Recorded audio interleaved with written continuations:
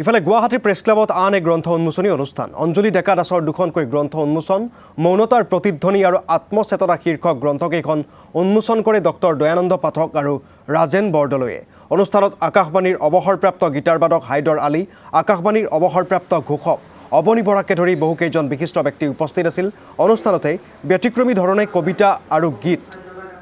মই এখন মঞ্চ সাজিছিলোঁ উন্মোচন কৰা হয় অঞ্জলি ডেকা দাসৰ ৰচনাৰে কবিতা আৰু গীতটো আবৃত্তি কৰিছে অৱনী বৰাই ধন্যবাদ এইটো মানে এই প্ৰথম গ্ৰন্থখন হৈছে কি আত্মচেতনা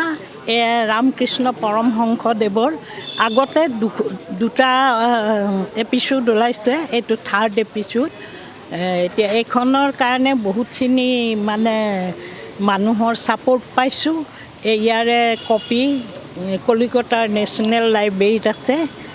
আৰু এইবাৰ এই থাৰ্ডখন বহুদিনৰ বিৰতিত কৰিলোঁ কিন্তু লিখিছিলোঁ 20-22 বছৰ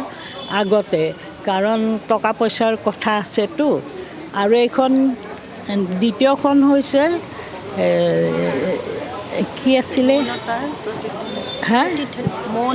মৌনতাৰ প্ৰতিধ্বনি পাহৰি যাওঁ কথাবোৰ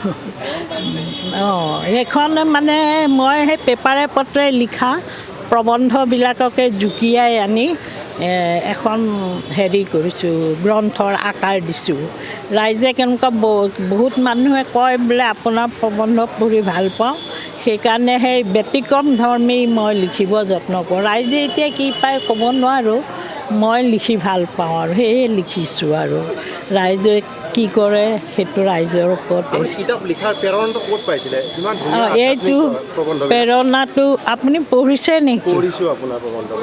হয় নেকি ভাল কথা মোৰ দেউতা